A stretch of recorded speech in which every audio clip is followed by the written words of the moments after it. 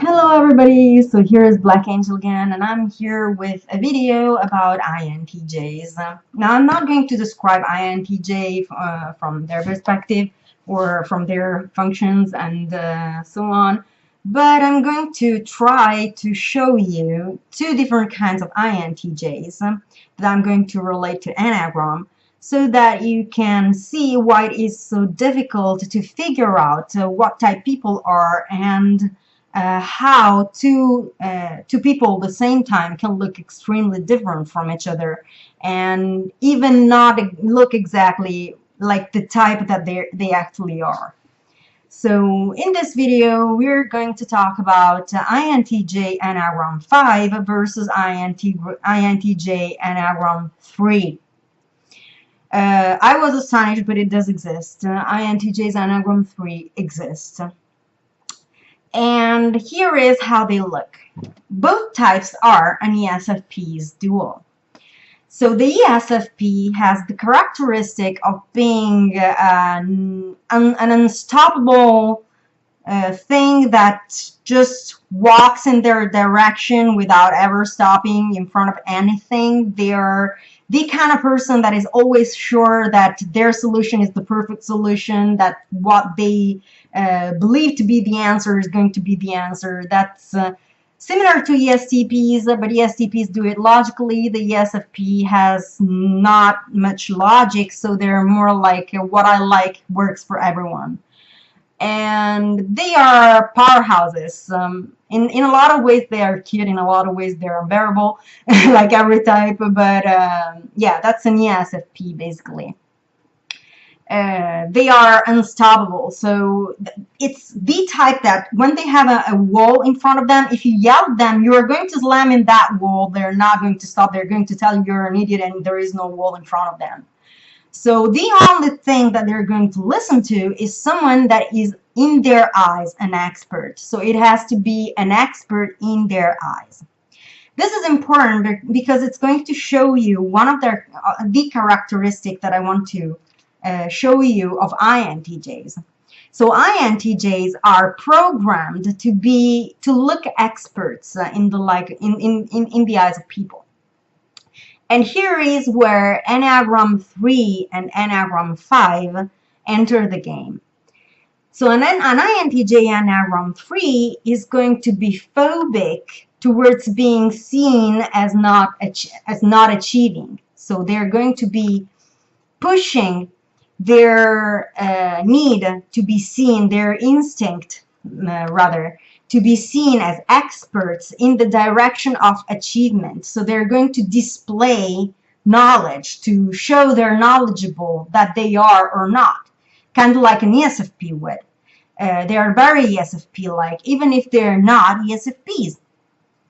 So what they're going to do is try to anticipate the answers of others, try to intervene when others are talking, interrupting them, and trying to answer and have the last word, which is a typical extroverted sensing thing. But the way they do that is phobic.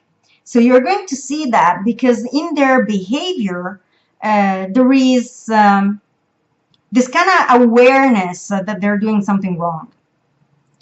So they are aware of not knowing the answer, and they're going to tell you that they know they do not know the answer, but they're going to insist regardless. As opposed to an ESFP that is going to tell you to shut the fuck up because they know what they're talking about. Whereas the INTJ Enneagram 5 is the kind of person that doesn't talk even if you shoot them in the mouth to open their mouth. They're not going to talk. They are extremely highly reflexive.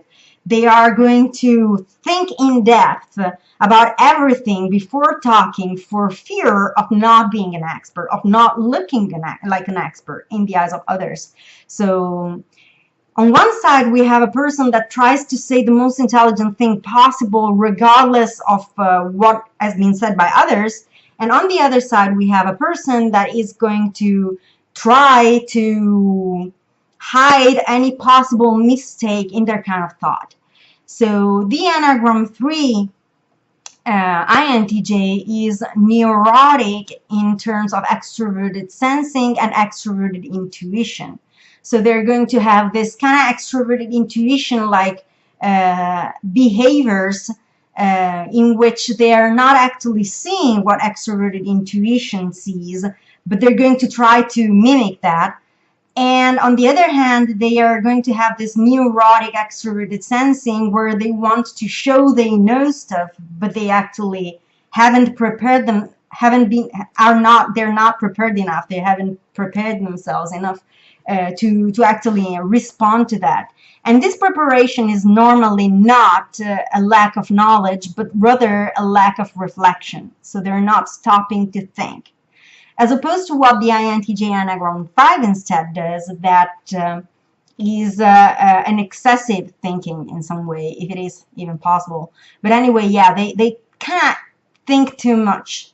They stop there, they think about it, and then think about it again, and then they keep thinking about it, and they never act, they never say anything. That's again extroverted sensing neurotic in the opposite sense.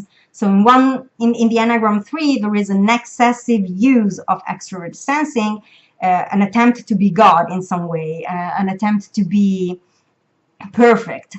Whereas the INTJ Enneagram 5 has an excess of insecurity in the area of the inferior function, and they attempt to look humble in this sense. So they are the humility INTJs. And this kind of INTJ is quite invisible. They try to hide in whatever situation. So the Enneagram 3 INTJ is the kind of INTJ that never shuts up, whereas the Enneagram 5 INTJ is the kind of INTJ that never talks, even if it would be the time to talk.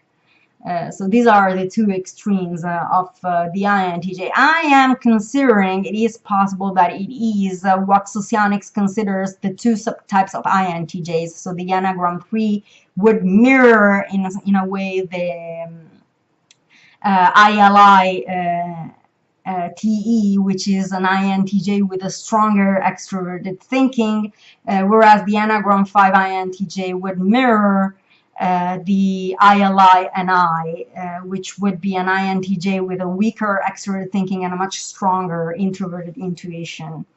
So I think that this is very important to notice these things, because we can't expect people to act a specific way when we read descriptions of types, but that's not what happens in the real world out there. So it is important to actually see how the types display and what they actually do in the real world, and to figure out how they can be extremely different.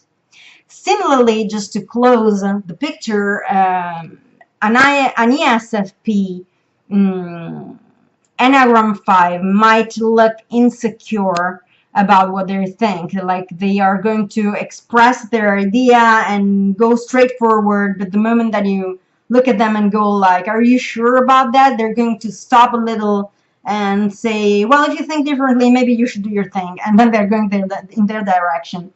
It's very unlikely for an ESFP to be an Enneagram 5, actually. As you can see from the pattern, it's extremely difficult for them to actually display the traits of an Enneagram 5. But it is possible. It is possible in some ways. Consider this: Enneagram 5 mirrors introverted thinking. So a type that doesn't use introverted thinking will be unlikely to be that Enneagram, because it would prevent their growth. So they're more likely to be an Enneagram 6, for example. An ESFP might more likely be an Enneagram 6 if they have to be a thinking type in the Enneagram sense. There is the thinking triad. It's Enneagram 5, 6, and 7. That's what I meant. And in that sense, an Enneagram 6 ESFP would be neurotic in the area of introverted intuition, attempting to use introverted intuition too much. So trying to be perfect in that sense, to be reflective, to think about things, to think things over again and again, and they're going to be neurotic in that sense. Anyway, just to give you a picture of how things work, I think I will close this here. I'm a little bit in a hurry because it's late, and I will talk to you soon. Bye.